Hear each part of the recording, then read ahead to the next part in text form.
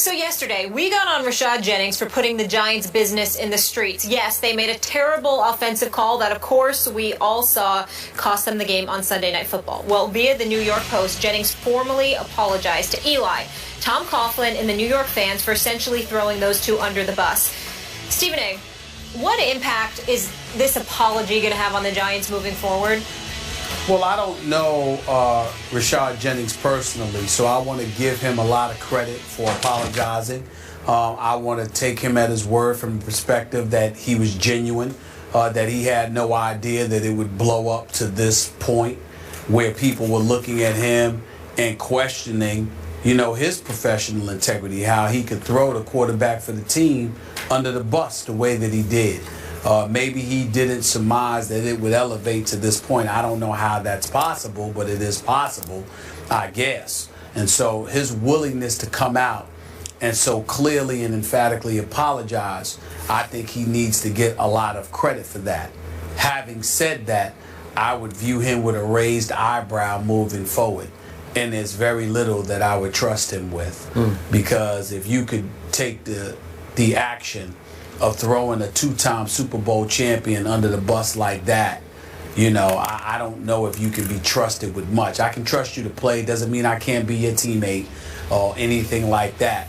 But I certainly wouldn't trust you with any information that I wouldn't want to get out to the public. And if something did reach the public, reach the newspapers as it pertained to what happened on the field of play, I was certainly looking your direction in assuming that you're the one that put it out there. Not to say that that would be accurate, but that would be what my inclination would be in light of what transpired. I like everything you just said.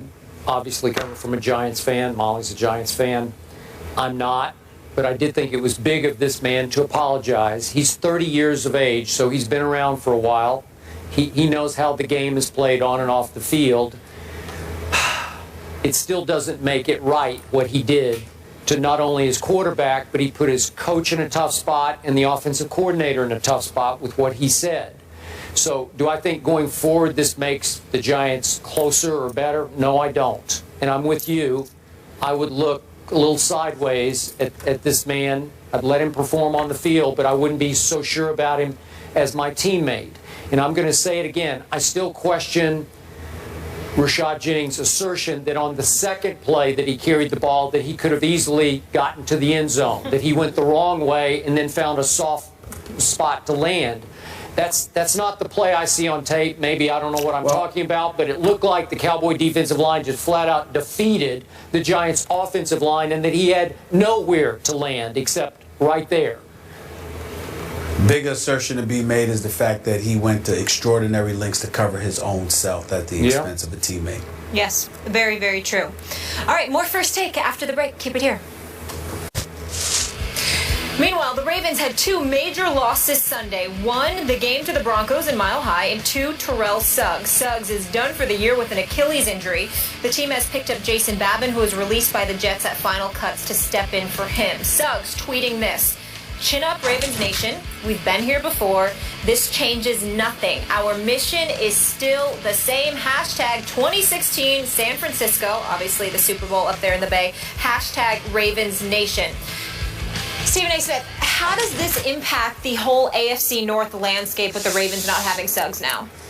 Me, I think it gives the Pittsburgh Steelers a leg up. I mean, obviously we can't ignore the Cincinnati Bengals because they've been to the playoffs the last 4 years. But I'm just so down on them as a postseason team. I guess I don't pick them because I'm actually rooting that they don't waste our time by going to the playoffs, so we don't have to watch them lose again and for Marvin Lewis to go 12 years without having won a playoff game, a single playoff game as a head coach. So rather than subject ourselves to that level of ineptitude, I would just sit there and focus on Pittsburgh and Baltimore. And what I would say to you is this: Pittsburgh offense is high-powered.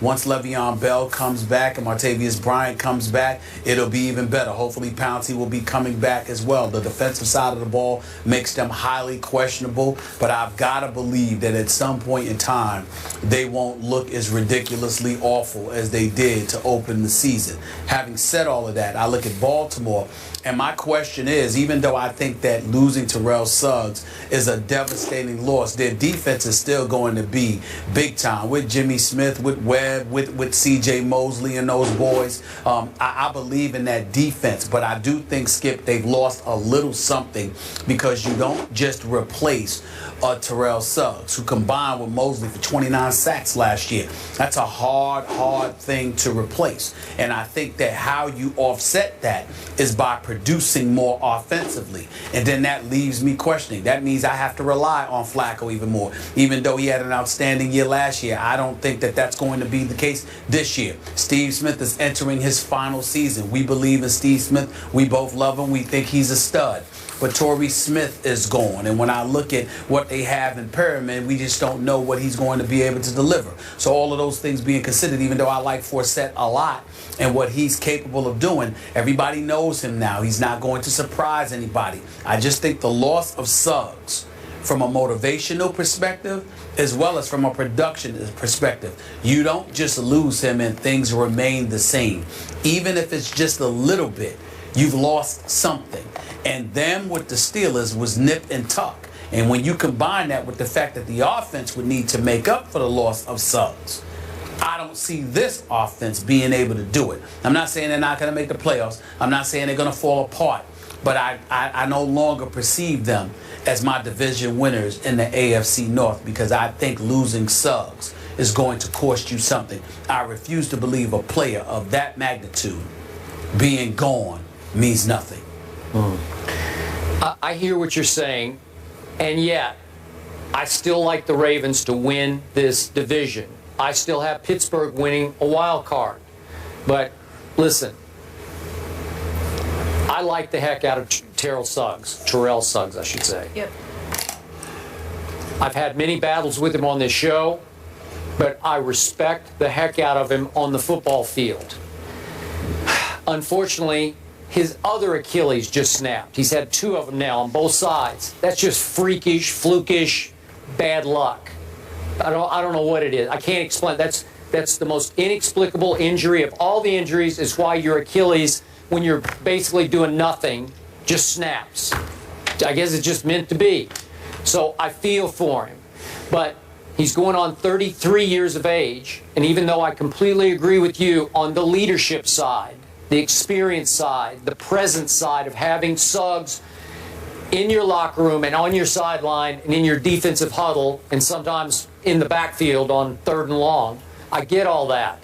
But in this game last Sunday at Denver, big opening game for them, place where they've been very successful. Man, I look at his stats, there aren't any. Mr. Suggs registered 0-0. He didn't have a tackle or a sack until he was gone with 8:21 left in that game.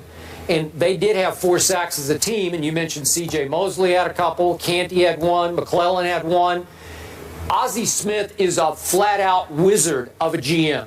I don't know that there's anybody better in football at picking players, that knowing talent than Ozzie. He just keeps reloading and reloading and reloading. And half the time I look at the names that Flacco's throwing to, Crockett Gilmore, I know he was there last year, but I don't even know who these people are, and they're all pretty good. And you watch some football. I do, but they're Flacco throws into the end zone on Sunday against Peyton Manning in Denver. He throws into the end zone at the end of the game to win the game and hits Crockett Gilmore right there. And it took 2 Broncos coming across making sensational plays. Some of the best double play that I've seen in a long time where you just took the ball out of his hands and intercepted it and saved the game. You're going to win it or lose it, and they barely lost it. But Flacco did, and I'm no Flacco fan, as you know. He's Joe Fluco half the time to me. But that wasn't Fluco. That was just flat-out Flacco. Nice throw, Joe. Could have won the game. Maybe should have won the game. Denver was just a little bit better. So my point is, Suggs' tweet is right. What Molly read, the mission is still the same. I don't think they're going away. Well, the mission is still the same, but let's analyze why.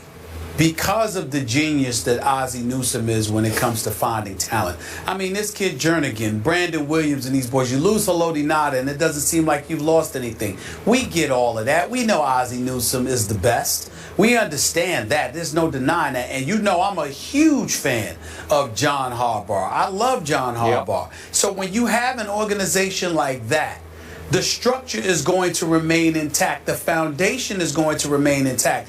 They're not going to fall off the wagon. But again, we're talking about the magnitude of Suggs. And we're talking about an offense and whether or not they can give it to you. There's a reason why there have been many occasions where the Baltimore Ravens did not end up being what we thought they would be. Because even though the talent is there, something is missing at some key pivotal moment.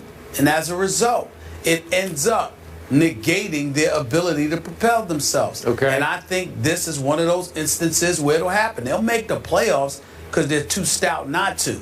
But I just think that they lose a little something with Suggs. And that may be all that the Steelers need to leapfrog over them. Okay, last quick point about those Steelers. I remind you that last Thursday night, opening night, at Foxborough, Tom Brady was protected by 3 rookies in his offensive line. I agree. And this kid running the ball behind Tom Brady, the kid that Rex can't remember his name, that kid had been out of football for 2 years, and they got away with him running and catching the football and torched the Pittsburgh defense. I'm just not sure it's good enough to stand up to win this division. Well, I agree with you. The Steelers' defense is definitely suspect. Shazier and Jarvis Jones definitely need to step up. Timmons needs to get in their head and get them to produce something. Yep. And my God, can I please get some kind of pass rush? Pretty please, with Sugar on top. Can somebody on the Pittsburgh Steelers record some sacks? I mean, good Lord. So, Stephen A., you have the Steelers winning the division. Skip, you have the Ravens and the Steelers getting in with a wild card? Yep. All right, here's the AFC North matchups this weekend. 49ers at Steelers, that's a good one. Chargers, Bengals, Titans, Browns, Ravens at Raiders. Beast Mom, I didn't write this. You're all wrong for that. That was funny, though. Marshawn's mom takes to Facebook and blasts the Seahawks play calling. Mark Schlereth is in the house. He joins the desk to offer his thoughts as well. Don't miss it after the break.